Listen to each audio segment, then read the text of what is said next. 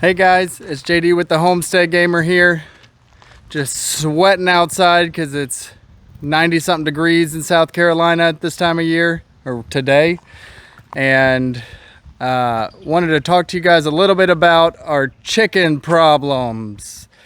It hasn't been super enjoyable the last few weeks, and I really didn't know what to do as far as putting this on YouTube or whatever. Because for a minute there it was just like all bad news, and that's not a good video. Nobody wants to watch just bad news.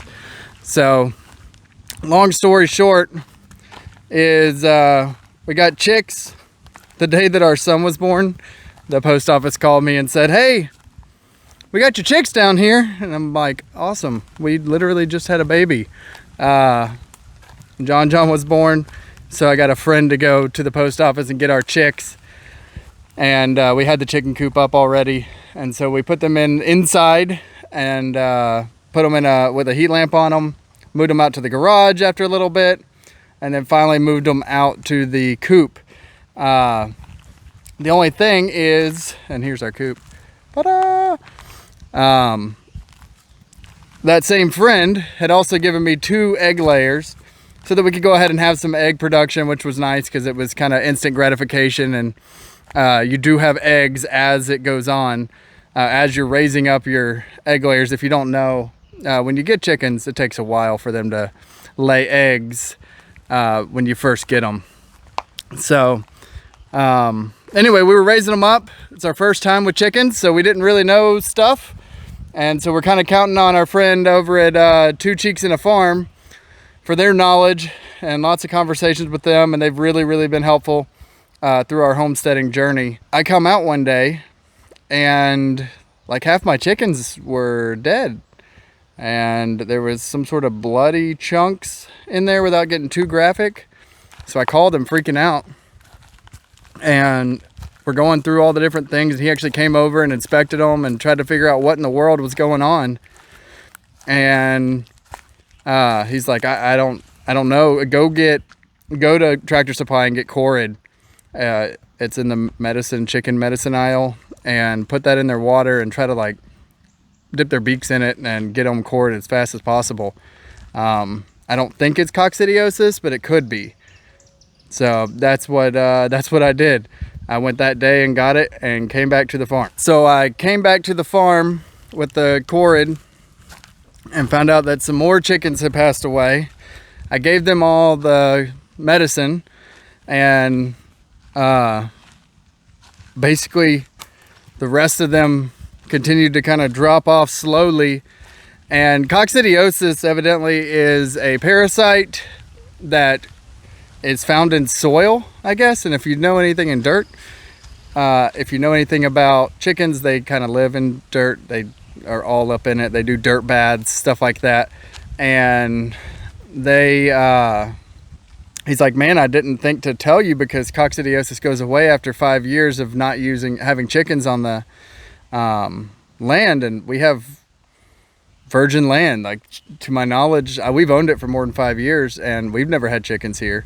And there wasn't a house or anything. It's just a tree farm. I mean, if you can see, there's just trees. Well, there's a lumber pile from us building the house, but there was nothing here when we started, not even a road. So we still don't really know where it came from. Doesn't particularly matter. But out of that, I did end up with one chicken that was a chick that survived. So old Red is hanging in there strong.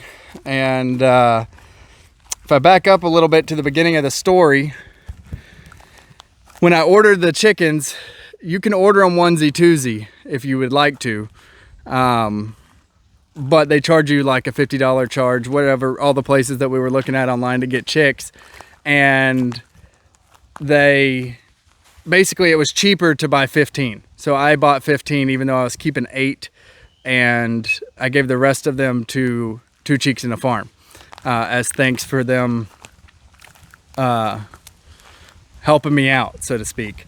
And so they were nice enough that once my chicks passed away, they actually gave me the other chicks back. So I do still have chickens, and they look like the same chickens. but we've experienced a decent amount of loss over here. Also, one of the chickens did get eaten by an owl. That really doesn't bother me too much because, you know, sometimes nature happens, man. You know, we're out here homesteading, living off the land somewhat, not fully yet, but, you know, nature's nature. And, you know, I fed an owl with a bird. That stinks really bad, but, you know, it's not per se something to do with me. And I don't know, my bird just kind of died. So that was kind of sad. Also, one of my layers died, and we're learning.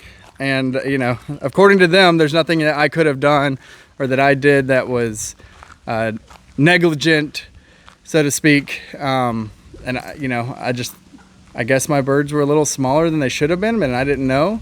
So we're still working on that. And now I've got my birds in the garage over here. They are free ranging, so they just walked in the garage. I'm actually trying to keep them out of the garage. But this is our egg layer, Freckles. And Freckles had coccidiosis, and the core had helped her. And you'll notice that she is eating some yogurt, and that is molasses in there. It's not actually chicken poop, even though it looks disgusting. It is molasses and yogurt. Because now we have found out that she was acting a little funny. She was a little light. And I called Steven again and said, hey man, what do I do with this bird? I think something's wrong, but she is foraging. You can see that she's eating just fine. The other chickens, I keep trying to, you know, leave them alone, get them to leave Freckles alone, I guess I should say. And they're all hanging out under my truck for some reason. That's where they like it. But they're doing well, getting big, but Freckles was not feeling super great. So we found out that she has an impacted crop. So if you don't know what that is, chickens have a big thing right here. When they eat, the grass and all of the other stuff they eat goes into this big holding sack and then goes down into their intestines and out the back end. Hers was basically stopped up. So we gently massaged it and tried to get her to throw up, and we ended up not getting her to throw up, but it came out the other side, came out of her vent, came out the back side. And so she's been moving things along. We gave her yogurt and molasses, tried to get her some energy, get her some weight. She also has water over there with what's it called, apple cider vinegar in it.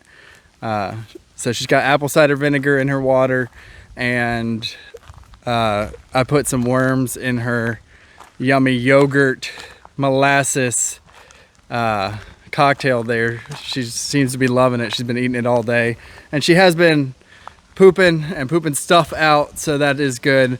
So I think we have nursed her back to health, but our chicken situation is going pretty good now. Now that we know about coccidiosis, and we're just gonna treat every bird as if they got it. It doesn't really hurt them. You just put cord in the water. So anyway, we've gone through all of our steps, and Freckles I think will be fine. She's doing better. But hopefully our loss on the homestead is a lesson that you guys can learn from. And hopefully our failures can benefit someone else, and at least bring you hope that, you know, if you keep pressing forward, it'll be okay. So hopefully this was informative, and you can check out some of our other videos if you want to, and we'll see you guys around. Have a great day.